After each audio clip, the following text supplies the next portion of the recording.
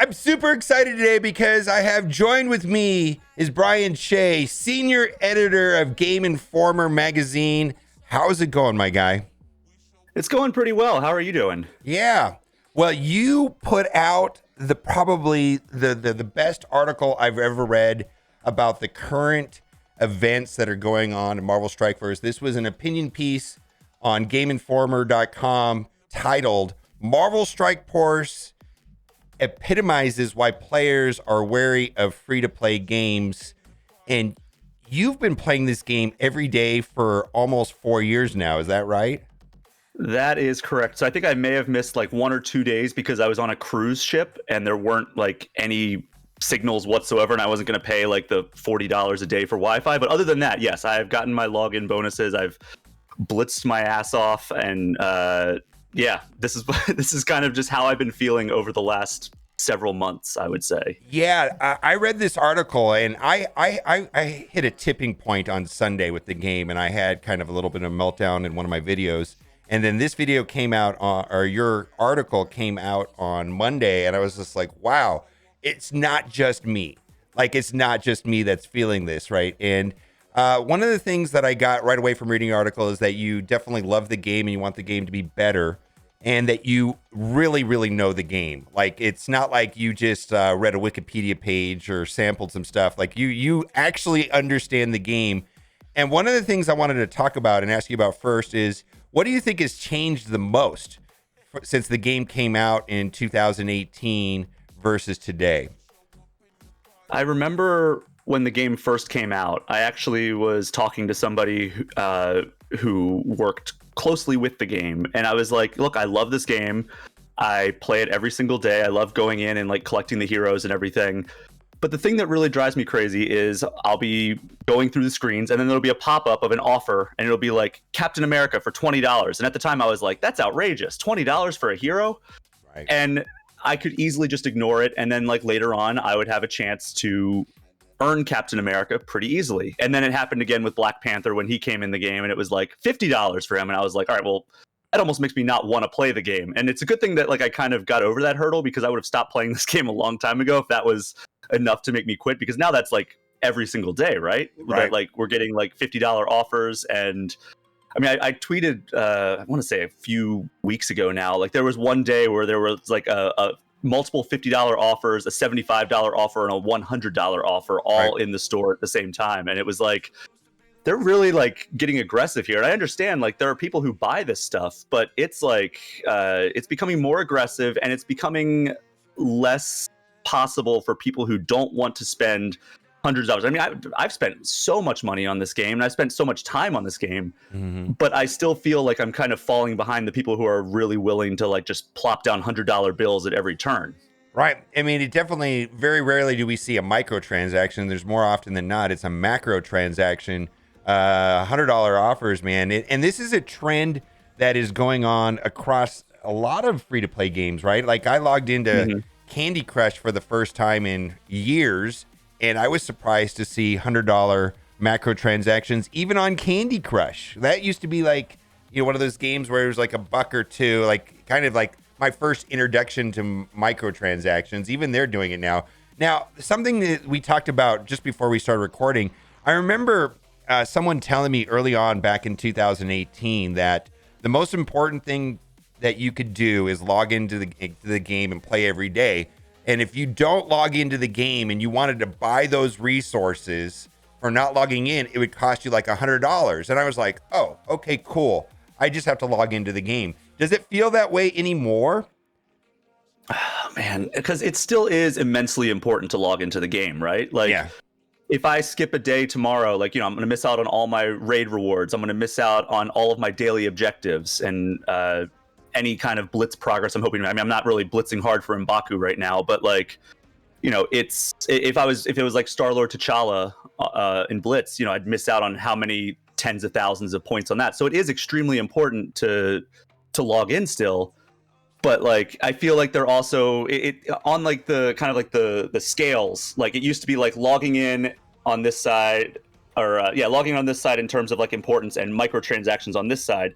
And I feel like the scale is kind of evening out of like how important each one is. Right. And I think the most recent example of that is this Echo event. And it seems to me that events in the past, you had a choice of grinding a lot. And if you didn't feel like grinding, they gave the people that didn't want to grind an option to spend money and cut ahead, if you will, right?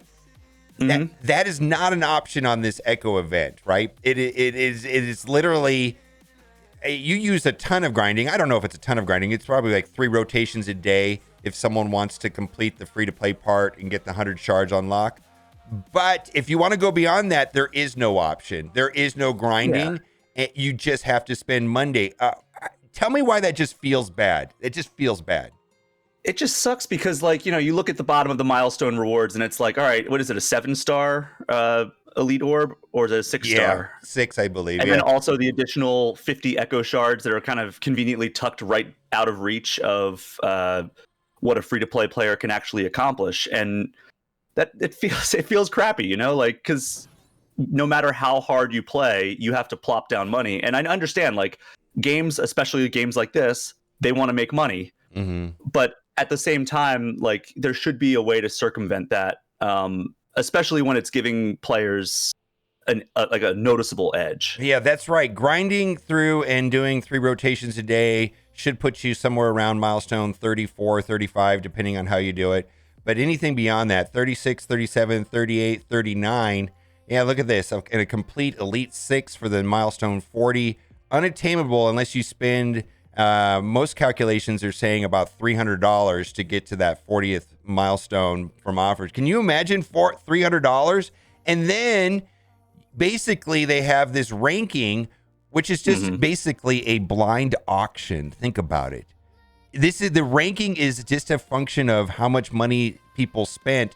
The number one ranked person spent the most money. They're basically auctioning on blind a 6 red Echo. It's madness if you think about it. Why even call it an offer? Why even call it an event? It's an offer. It really, and they really should. I mean, I almost wonder, like, where the free-to-play players are all going to, like, kind of plateau on this leaderboard. Like, are they all going to plateau in that 6 to 10%, or are there going to be so many people that spend that you know, the first several spots plus the 1 to 5% are all going to be people who spend? Like, if I bought one offer, for example, and it gave me just enough Echo Shard or whatever the Echo currency is for the store to get me up to that next level, like, is $5 worth jumping from 14k gold orb fragments to 20k? It's like, blind. Who knows? Because it's you blind. have no idea where it's going to land.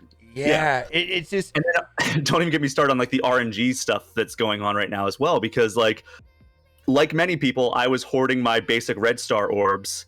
I had 55 basic red star orbs, and I opened 3 of them because the art was incorrect on Monday, saying like, oh, Echo's no longer in the orb. It's now 10 times dark promotion credits. So I opened 3 of them, and I was like, wait a second, that's a 1 dark promotion credit that I just got out of that orb. So I wrote support, and they actually said they're going to do make good. So that's positive. It's much better than the Icarus thing where I refreshed the store like 5 times to get as many Icarus shards as possible, and then they were like, oh, just kidding, we're extending it for 3 days, and they didn't give me any refunds on that. But with all of those 55 red star orbs I opened, I got 0 promotions. Wow. I mean, sure, I have like 6 Elite 4 orbs now, but like, at the end of the day, that feels really crappy to mash that button 55 times and get, you know, basically nothing to show for it in terms of like meaningful stat boosts. And that's another thing that kind of like. And those things, if you wanted to buy more of them, they don't make them available inexpensively. Like, you have to spend almost $2 an orb to get those things, or more if you're buying offers, right? They're not cheap, for sure. And I think the one thing that everybody can agree on is that the game has been wildly profitable, right? They definitely, you know, everybody was stuck at home playing games on their phone, right? And they talked about 300 million in 2020. I think the thing that is the sad thing about it is the needless bugs. Like you talked about the art being wrong, just for it happens all the time. It baffles me, right? And talk a little bit about that in your experience. Yeah, well, I mean, the constant anomaly detected is only getting worse and worse. Like every single time I claim like a reward or a milestone thing, or like even just navigating through the menus, it's like anomaly detected. I'm like, cool, like just what I wanted to see. And like then I have to reload the game and everything. But it's just basic stuff like that, like the art being wrong, like text, like one of the recent in-game notifications was like it said it was going to be a different thing in the current Greek raid that's going on. Yeah. It said And villains instead of hero mutants, right? Yeah. yeah, and then like the lack of communication, like even going back to the Icarus store not being extended. Which can you tell that's a sore spot for me because I spent a lot of cores refreshing that store, and then also obviously Thanos Giving was just a debacle. And you want to talk about stuff that doesn't feel good? Oh yeah, this is almost Thanos Giving 2.0. But even you talk about lack of communication. There's even a lack of communication on good things, right?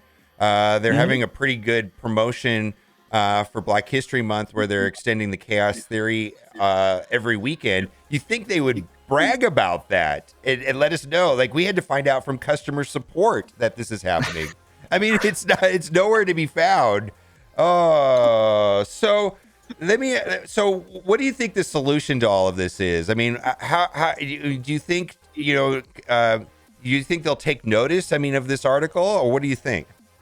I mean, I hope so. The thing is, like, they already have people who are communicating the wants and needs of the community in people like yourself and other envoys. And, they have community managers that are supposedly reading Reddit. I see Cerebro in the subreddit always like responding or when he can, obviously, but they have people who are embedded within the community that have direct lines of communication. It's just a matter of whether or not they take that feedback and actually act on it, because like I don't think there's any lack of data of what people think about this game. This was just kind of like a boiling point for me where I was just like, I have been feeling this way pretty much since the Thanos Giving event, where I was like, I mean, and before that, obviously, I had some problems as well. Like the Silver Surfer release method was pretty much trash, and there's been a lot of other issues and glitches throughout the last 2 years. But you can excuse a lot of that because I mean, I was one of the last people to really like jump on the bandwagon of like this game needs to be fixed, because I, like, having spoken to so many developers over the course of my career, I know how hard it is to make a video game. Like even like not actually having made a video game, but I've talked to enough people who do make video games every single day for their career. I know how difficult it is to make a video game from their anecdotes and everything. So I try to give as much leniency as possible, but like at a certain point, like this game is approaching year 5. Yeah, It's like it's got to stabilize a little bit. It's got to listen to its community more. And all these things that I'm saying, by the way, are coming from a place of love. Like it's tough love, if nothing else, because I still play this game every single day. I love this game. It's been my daily player ever since 2018 when it actually like officially launched.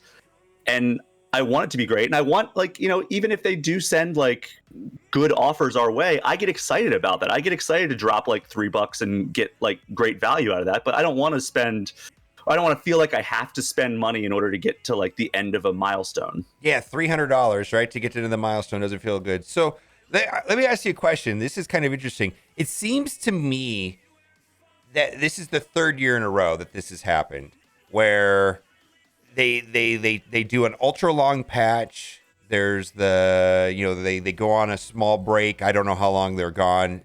Some people say it's 2 weeks for Christmas, but we have that really long patch, like a 9-week long patch. And then this time, this is the third year in a row, it seems to me that everything falls apart somehow. Have you noticed that? This is the third year in a row that this has happened, where 2 years ago, it was the first Fix MSF, and they tried to do a big boycott. Of course, that boycott was largely unsuccessful because everybody stayed at home because of COVID, and their profits went through the roof. Last year, it was still the same way. And now here, we're the third year in a row. Someone said that maybe it has something to do with Dark Dimension, or just them being gone. Have you thought about this at all, or? Yeah, I don't know what would really cause that pattern. I mean, aside from just I guess everybody's working from home, which again presents a ton of challenges, and I totally respect any developer that's been able to make that leap and continue to try to be efficient through a pandemic. And like, it's tough working through everything that's been happening in the world, and it's easy to get burnt out. I know I've felt it at certain points. And I totally respect people who continue to work and output content and output development at the rate that they're asked to, especially. But I wonder if it's almost because of like coming off the holidays. There's a lot of people who take a lot of time off during that, and this is kind of like the first time back. But that's very tenuous threads at best. Like, who knows like what the actual reason is? And you're right, there is a pattern. Yeah. And then lastly, I wanted to ask you a question about a topic that I've talked about before, but you brought it up: sunk cost fallacy. That's something that you mentioned at the very last sentence of your article. It's inevitable that my ever tenuous time spent in this game will become more a sunk cost fallacy than actual love of the game. Explain sunk cost fallacy and how that applies to this game and your situation in particular. So basically, it's like you keep saying like, oh, I've already put this much money or this much time into something. I should just keep going because, I don't want to lose all that time that I've already put into the game and like have it mean nothing. But at the end of the day, it's a fallacy, because at the end of the day, like, you're going to keep spending that time, you're going to keep spending that money, and you're going to continue to sink that time and sink that cost into the game. So you're just going to keep running on that hamster wheel, even if you don't want to anymore, because you feel obligated to out of how much time and money you've already put into it. And I definitely have had those times where I'm like, am I continuing to play this game just because I feel like I'm obligated to, because I could get my Adam Warlock up a little bit higher, and look how much time I've already put into him. And like, I'm kind of having that internal debate of like, am I still playing this game because I actually love it? Because like, what is the ratio? I've been starting to like kind of audit my time with the game. Like, what is the ratio of time I'm doing this because I feel like this is the best way to progress my roster, or like this is the way that the developers tell me I should play this game, versus what I actually want to do in the game. Like, if I had my way, I would not be blitzing as much as I am. If I had my way, I would not be having to like, I'm doing something for work, I'm just going to auto an RTA match just because I want to get my objectives. And if I had my way, I'd be playing Arena, I'd be playing War, because I think War presents actually some pretty good challenges of like, all right, they have this team on defense. Do I want to waste my Weapon X team on this, like, 680 heroes for hire? Or do I want to wait and see if maybe their bridge has a slightly higher team that I can take out with that Weapon X? Like, I like trying to figure out like what, like the rock, paper, scissors match. I don't like just like blindly going into an RTA match and letting it rip and just kind of like putting it on auto while I do something else.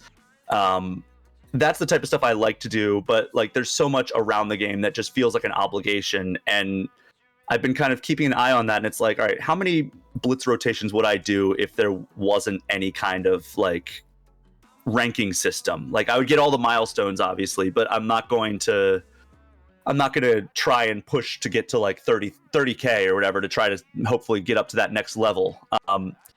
And I'm wondering how much of that is just me sticking with the game because I have put so much time into it over the last 4 years. Why not keep going? Right. Yeah, it almost feels like they're banking on this sunk cost fallacy, and it's part of their frustration marketing campaign by introducing artificial scarcity just to sell us a surprise mechanic. And that's the thing that I really kind of was inspired by to write this article, was that I don't mind when there's free to play elements in a game. Like, I think that some of the biggest games in the world right now are free to play games, and they do it in ways that are non-intrusive. Like, you can go in and play Fortnite absolutely free, not spend a dime, and you won't have the cool Spider-Man outfit or the Master Chief outfit or whatever, but you can still go around and play the game and not really feel like you're missing out on a ton. Same thing with Halo Infinite's multiplayer. You can do all that stuff, and sure, you won't have like the cool samurai helmet or something like that, but like, it's not something that I'm going to feel like I'm really missing out on the core experience. Here, it's like, man, like the game, this is what I was kind of going for with this article, was that like the game design is so influenced by the desire to earn money. And when the game design is kind of influenced by the core concept of we need to frustrate the players enough that they finally spend money, that's a problem for a video game, right? It seems to be their core tenet is frustration marketing. I mean, it really, and you know, which is fueled by, I say that the triangle of Scopely is artificial scarcity fueled by frustration marketing, and then once they've created this problem, they'll sell you the solution, and of course the solution will be provided to you in some sort of surprise mechanic RNG outcome that you don't really get to control, where you just have, if you don't get the desired result, to spend more to put the odds into your favor. It's insidious, right? I mean, it's crazy. Yeah, and like the RNG stuff, like I went on my little rant about like the red star orbs, but even getting back to the Echo Milestone, say I get that 6 elite orb, the 6 red star elite orb, and I spent $300 to get that, and I open it and I get like hand archer. It's like, cool, thanks. Yeah, this elite 6, you know, it could be completely worthless and give you absolutely nothing, or it could give me Petrol or Icarus, or it could give me hand archer. Yeah, it's craziness. Yeah, and same thing with that new Nowhere Heist event. They're basically, you could upgrade your rocket and your Star Lord up to 15, and you get 1 Elite 7 a year. In what? For what? What is that going to be? Is that going to be a you know, hand archer, like you said, or a hand assassin, or Nobu, or something like that? Although, you know, well, Brian, thank you so much for writing this article. If nothing, it hopefully this fuels some positive change for the game. I'm going to leave a link for this in the description. If you haven't had a chance to read it already, please read this article, because it definitely resonates what's going on with the game. Anything you want to say before we go? No, thanks for having me. I again, like, I do want to kind of hammer home that I do love this game, and I do think, like, you know, the developers are working through a lot of problems with this game, and like I do have a lot of respect for game developers. It's just that, like, this game has kind of reached a tipping point with the community and with myself, and I hope that they can fix it, because I would love to keep playing this game. Like, I look forward to, like, every time that I get that notification that says there's new supplies in the store, because I want to see if, like, all right, is this going to be like another chance for me to upgrade my Maria Hill? Like, is this going to be another chance for me to grab some more teal gear, which, by the way, they also need to fix that. But yeah, that's a big problem too. Like, I look forward to the various, like, little mini events throughout the day, and I want to keep doing that. And again, it all comes from a place of love. I do love this game. I just, when you love something and you know it can be better, it hurts that much more. Yeah, very, very well said. All right, well, thank you so much for coming on, and I want to thank you again for the article, and hopefully this brings on some positive change to the game. All right, thanks for watching. Keep on gaming.